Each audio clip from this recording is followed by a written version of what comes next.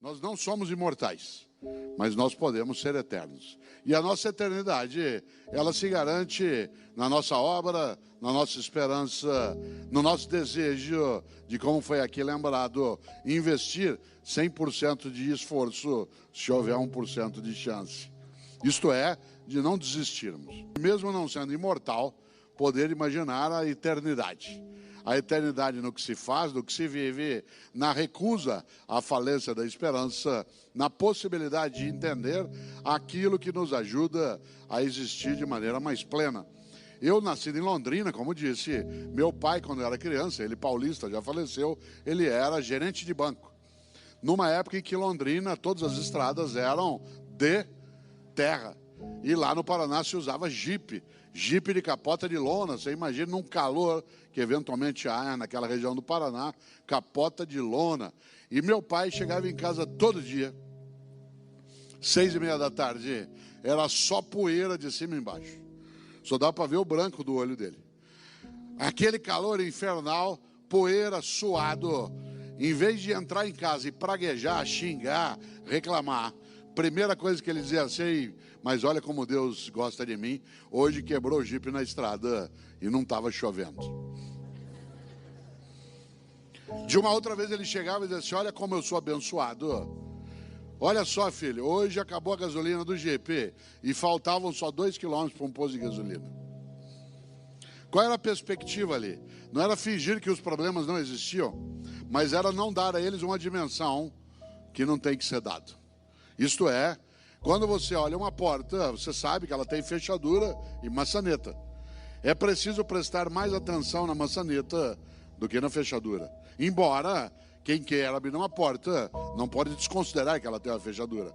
Mas há pessoas que ficam tão obcecadas pela fechadura que não enxergam nunca a maçaneta e aí não abrem o que pode ser aberto.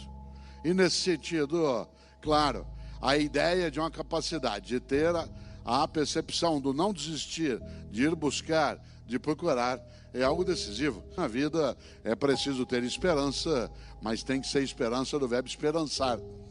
Porque tem gente que tem esperança do verbo esperar. E esperança do verbo esperar não é esperança, é espera. Eu espero que dê certo, espero que resolva, espero que aconteça. Isso não é esperança, é espera. Esperançar é ir atrás, é se juntar, é não desistir. Esperançar é ter uma postura ativa em relação àquilo que pode, inclusive, nos perturbar, como perturba estando vivo. Eu gosto muito de lembrar de uma situação que vivi há uns 5 anos em São Paulo. Estava eu num congresso da área de enfermagem. E quando terminou, havia um debate. 2.000 enfermeiras num espaço. E aí uma enfermeira, a hora que terminou a atividade, que ela veio para o debate, ela perguntou, pegou o microfone e fez uma pergunta que um filósofo gosta de responder. Ela virou e falou assim: professor, o que o senhor quer que fale sobre o senhor no seu velório? Pergunta funda. E eu aí dei uma volta, fui a Platão, Aristóteles, Heráclito, Parmênides, Anaxágoras, Anaxímenes, Pitágoras, Zenão. Falei, eu vou pegar essa enfermeira na volta, ela vai ver. Fui dando uma volta. Na hora que eu terminei, virei para ela e falei assim: e você? O que você quer que fale de você no teu velório? Ela falou, quero que fale assim: nossa, ela está mexendo.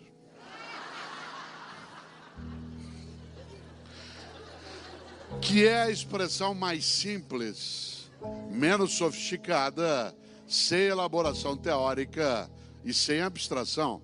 Afinal, o que é que um ser vivo deseja? Permanecer vivo.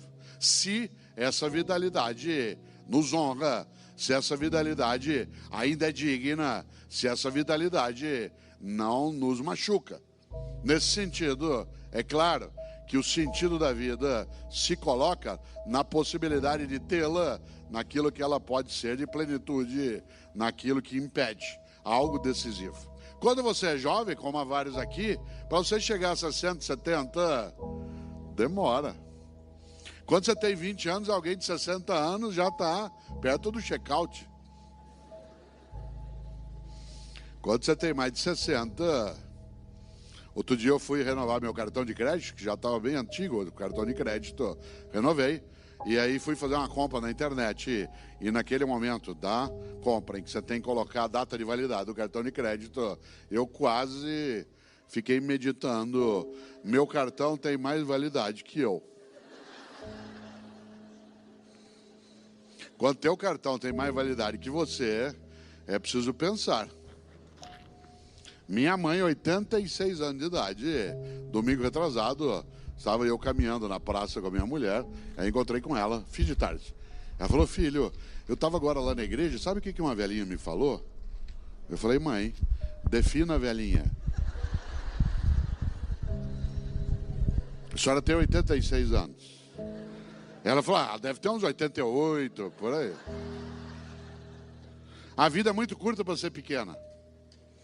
E quando é que você e eu apequenamos a vida?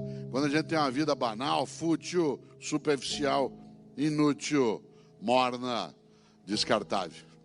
Um grande pensador gaúcho tem uma frase de uma clareza, só não entende quem não quer. Disse ele, a única coisa que você leva da vida é a vida que você leva.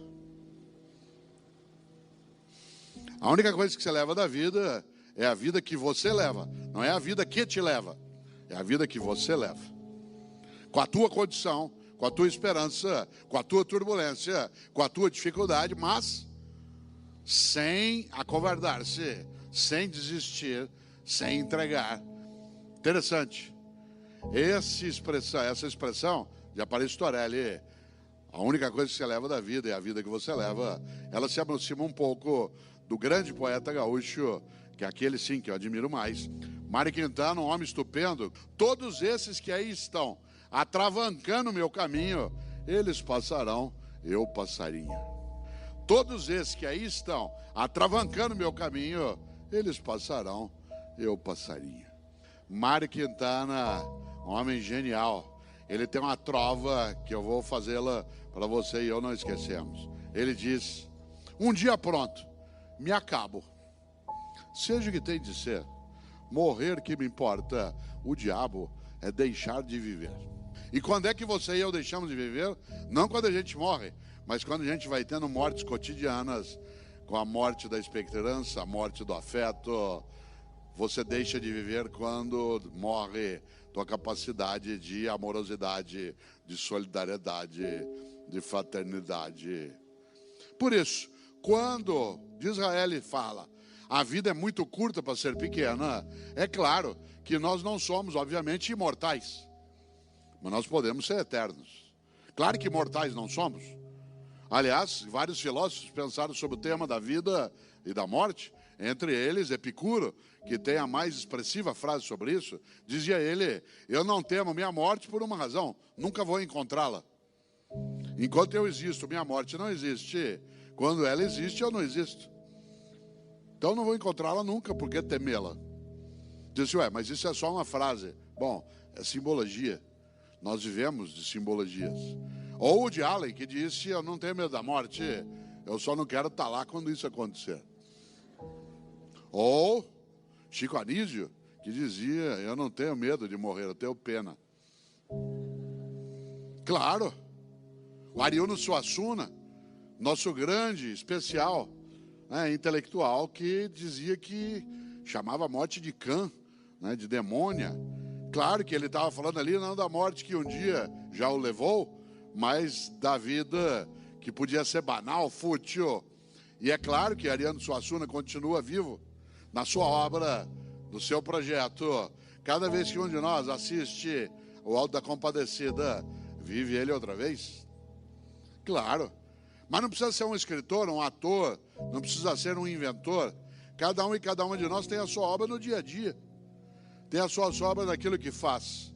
Interessante. Eu, Cortella, até 10 anos de idade não havia televisão na minha cidade.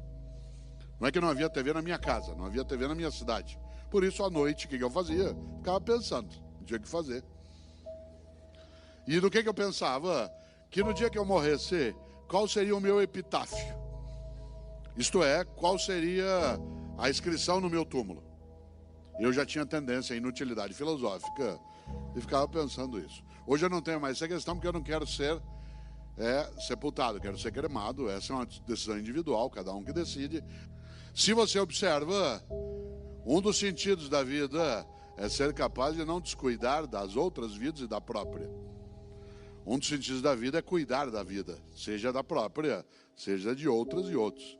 E nesse sentido, claro, se a gente lembra a necessidade de pensar na obra. E eu imaginava até 10 anos qual seria o meu epitáfio. Um dia eu sosseguei, cheguei ao epitáfio que eu queria. Eu não estou aqui.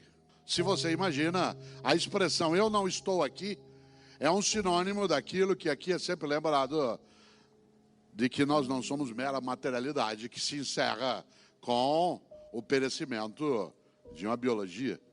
Isto é, algo em nós que persiste. Alguns creem que seja imaterial e outros creem que seja, além da imaterialidade, a própria obra daquilo que fica. Olha que coisa interessante. Quando a gente imagina qual é o impacto que isso carrega, é necessário lembrar de novo, a vida é muito curta para ser pequena. E quando é que você e eu apequenamos a vida? Quando a gente tem uma vida banal, fútil, inútil, superficial.